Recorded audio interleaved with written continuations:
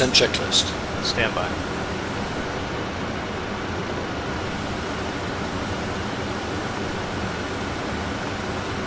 Pressurization. Landing altitude 4415 feet. Recall. Checked. Auto brake. Off. Landing data. VREV 154. Minimums 500 feet. Approach briefing. Completed. Descent checklist. Complete.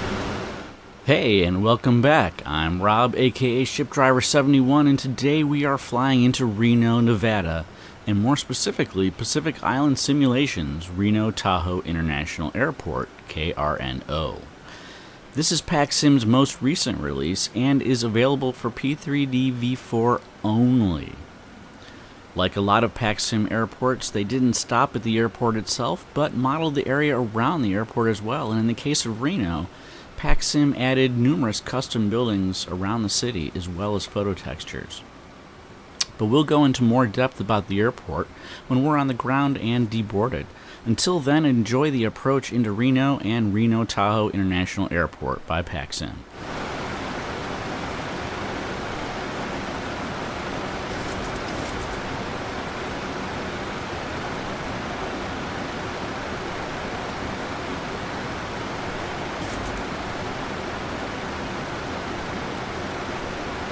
Approach checklist. Altimeters 2992. 2992. Approach checklist complete.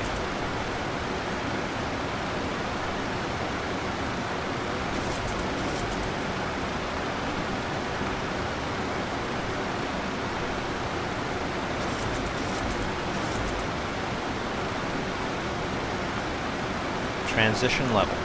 Altimeters 3008. 3008.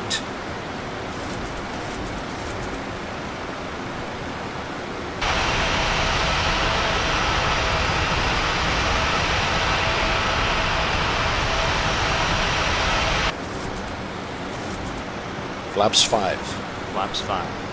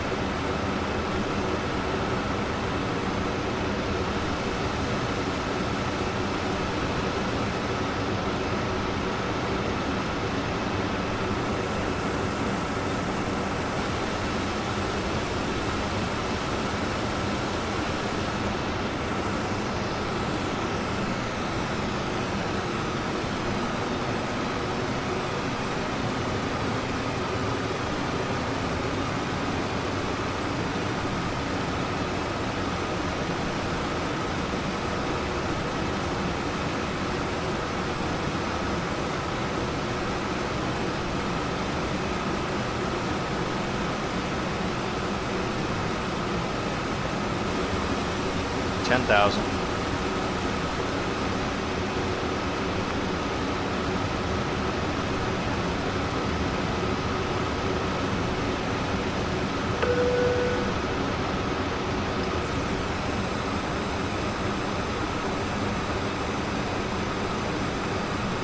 Cabin crew, prepare for landing.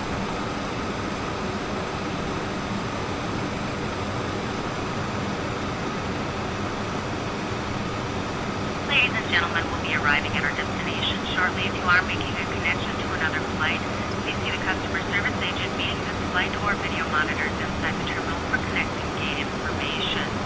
For your continued safety, flight attendants will now walk through the cabin to secure it for landing. We'll be collecting all service items, newspapers, and any other items you wish to discard or may not be taking off the aircraft with you. Also, in preparation for landing, please turn off all electronic devices. Stow these devices and all other carry-on items. Please use caution when opening overhead bins as items may have shifted during our flight. Please stow your tray tables and return your seats to their Flaps upright 10. positions. Flaps And 10. check the security of your seatbelts. We will be landing shortly. Thank you.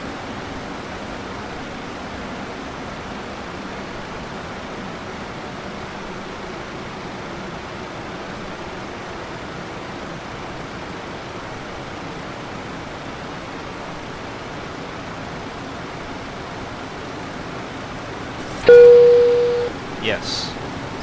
Okay, thanks. Captain, the cabin's secure.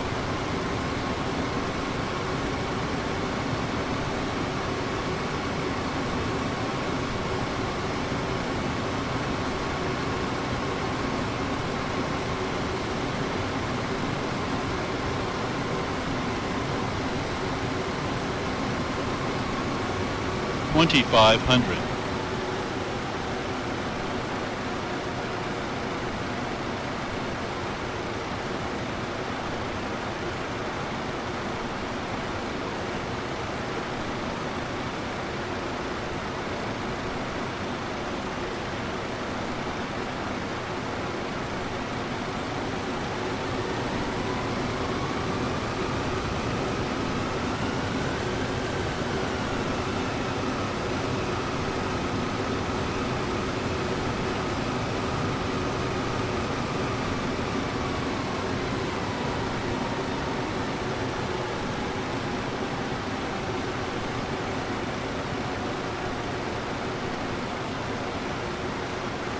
$1,000.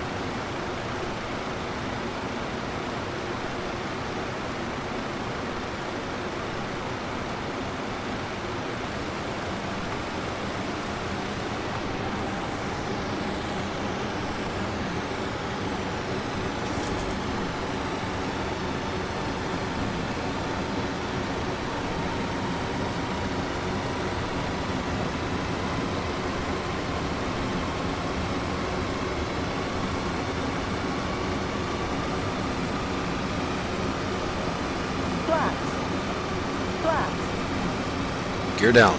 Gear down. Flaps 15. Flaps 15.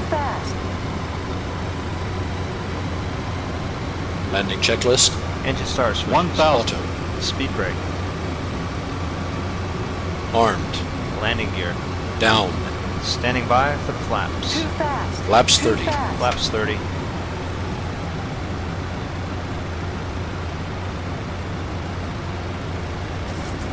Landing checklist complete. Cleared. Check. Flight slope. Landing. Flight Check. slope. Flight slope deviation. Flight slope.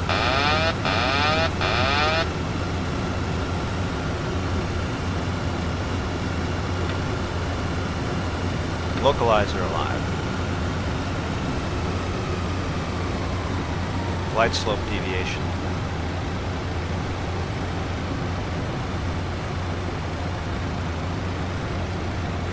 Approaching.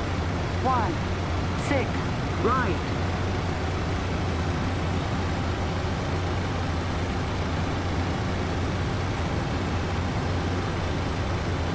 $500. 500 feet. 400. 300. 200. Flight slope. Flight slope. 100. 50. 40. 30. 20, 10, Speed brakes up. Reverse green.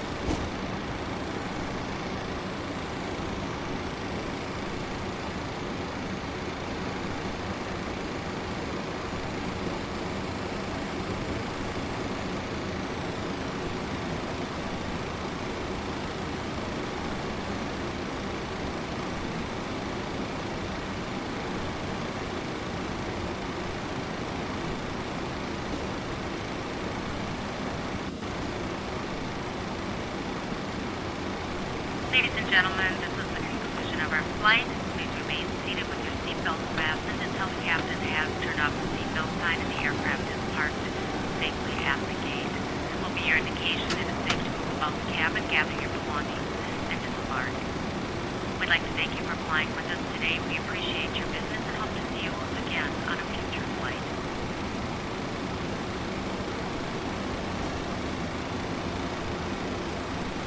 Approaching 0, 7.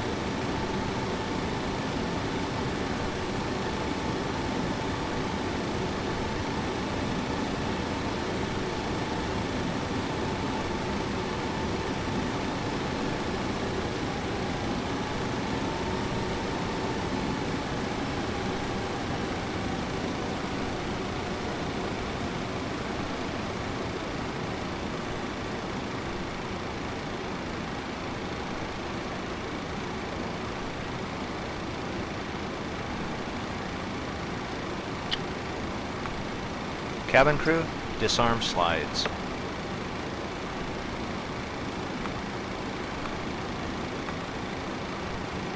I'm ready for shutdown.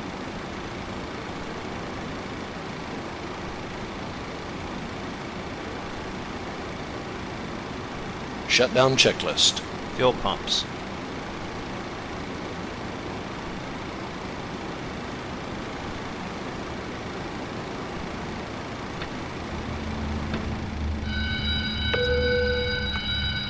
Off. Probe heat. Off. Hydraulic panel. Set. Flaps. Up. Parking brake. Set. Engine start levers. Cut off. Weather radar. Off. Shutdown checklist complete.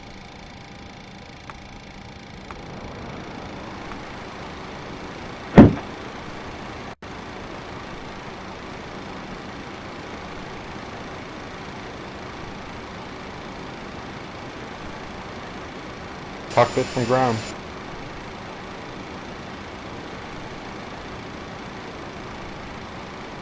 Yes.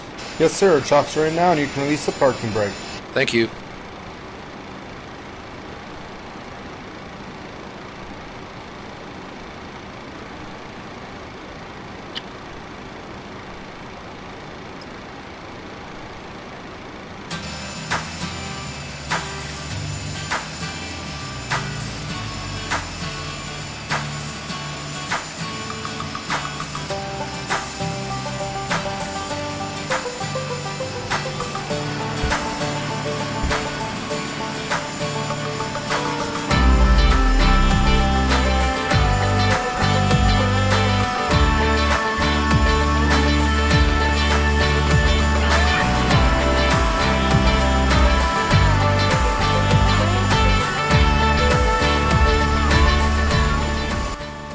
One nice thing about PAC-Sim is that their airports do tend to perform well in terms of frames per second and smoothness.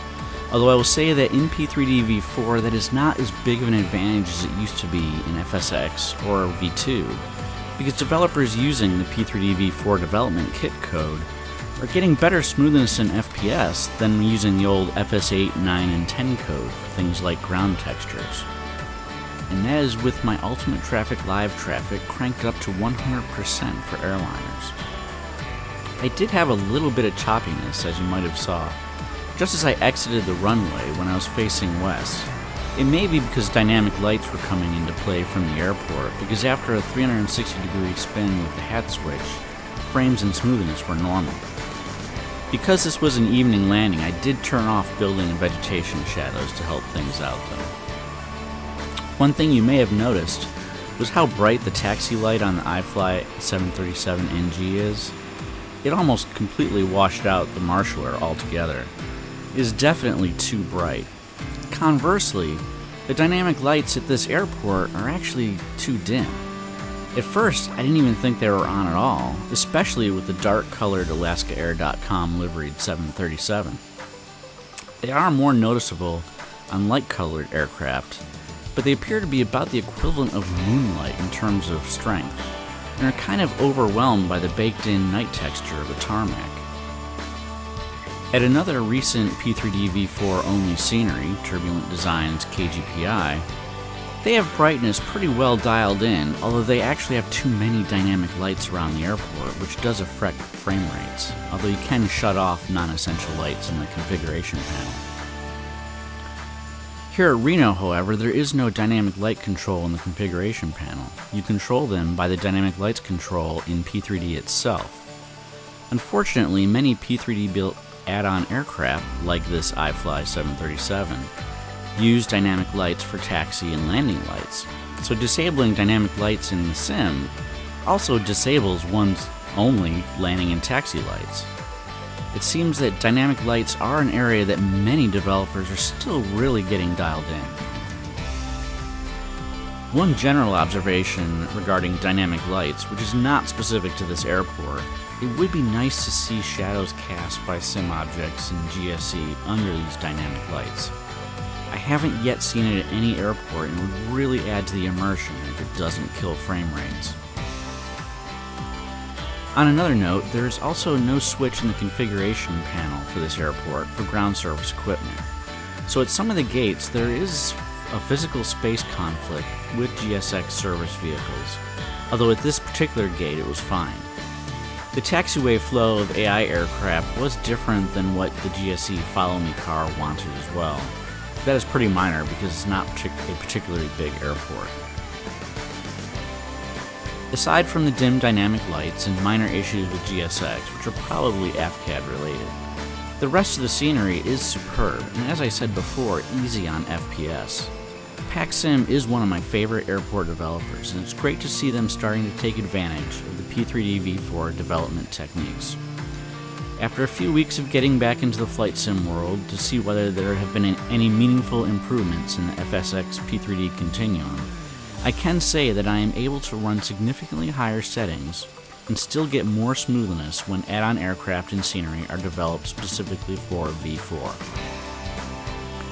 Here at Reno, the modeling extends to the terminal interior as well, and in addition to the airport itself, loads of custom buildings were modeled for the city of Reno, and these are quite good, not just the hotels near the airport, but in the downtown core as well. Even many of the non-high-rise buildings appear to be not regular autogen. This airport is the best Reno yet developed for flight sim, and I highly recommend it. Well, I hope you liked what you saw. If you did, please give it a like, and if you haven't already, by all means subscribe, and we'll see you next time.